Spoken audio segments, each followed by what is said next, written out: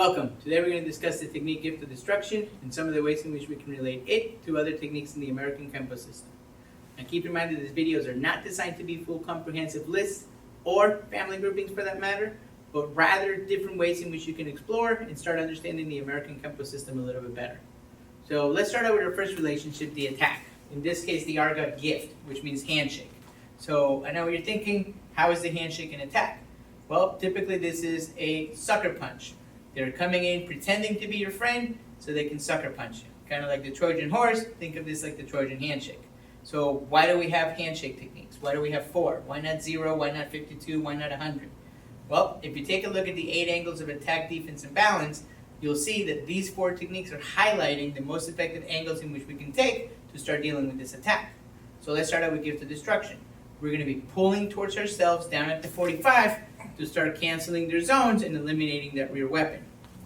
If we take a look at something like gift in return, we're doing the opposite by pulling towards them down at the 45, again, to eliminate the zones and cancel that rear weapon. We could also do this through broken gift by using height to control the joint and control the zones, or we can do it using depth through gift of destiny by stepping directly in to control the zones.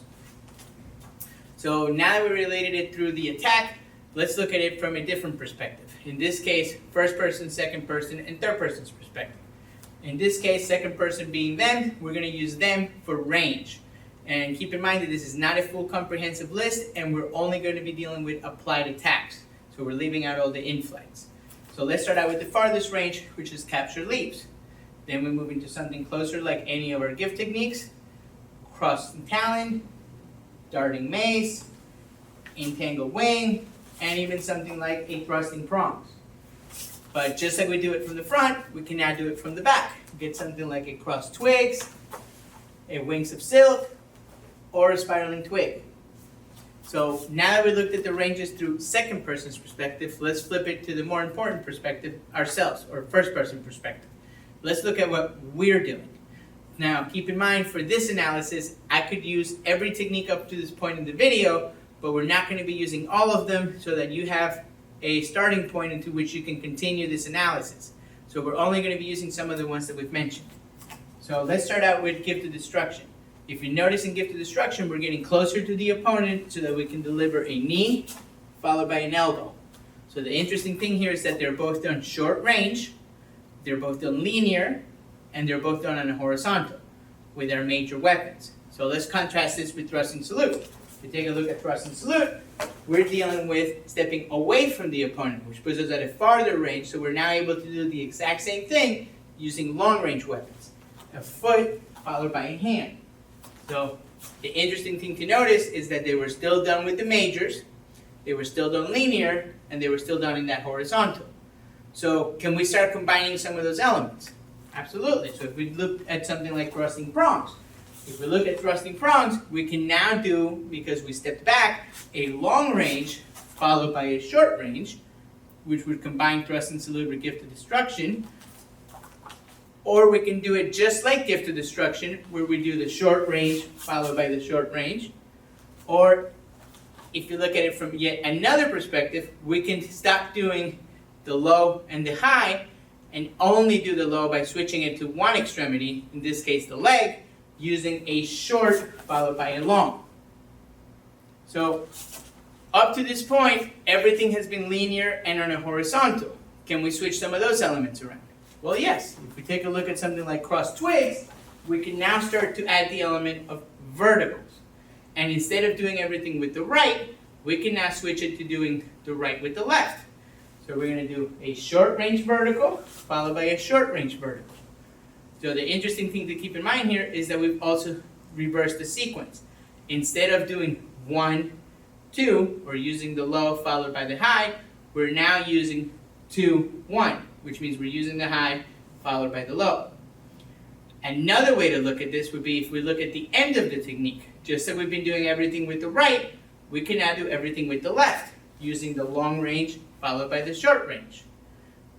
But just like thrusting prongs, where we did it to one extremity, in this case the leg, where we went short, long, we can do the same thing again with the arm. Short, long. So if we notice, we're doing on the top with the arm, short, long with one extremity, as opposed to on the bottom where we did short, long with one extremity. So the interesting thing to keep in mind here now is that we can do two hands on top. So we've done both the right and the left, both the left. We could also do both the top, and in this case, both long range. So let's start combining some of those elements yet again and do something like spiraling twig. So if we take a look at spiraling twig, again, we're stepping away, so we're going to be using our long range weapons, but now, instead of doing horizontal with a horizontal or a vertical with a vertical, we're going to combine the two zones. We're going to do a horizontal with a vertical. Now the interesting thing to keep in mind here is that depending on your execution of this hit, this could either be done linear or it could be done circular. So we're adding yet another element of just not both linear, but now having lines and circles. So let's do one more, in this case, Wings of Silk, where we're now going to be doing the same thing we just did, where we're doing a circle with a line, but now using a long range with a short range. And again, just like spiraling twig, this could either be done with a line or a circle, depending on your execution. The thing to keep in mind here is what else we've changed. Timing. Up to this point, with the exception of cross twigs at the end, everything has been sequential. We either did 1, then 2, or 2, then 1. We are now doing 1 with 2 simultaneously. Just like cross twigs when we did the double long on top, where we were doing them simultaneously. So just a quick recap, the way we related gift of destruction to other techniques was through the first person perspective and the different elements that we can change, through a second person perspective, particularly the range of the attack, and through the attack itself, the gift techniques. We hope this video helps you understand the American Kenpo system a little bit better. Thank you very much.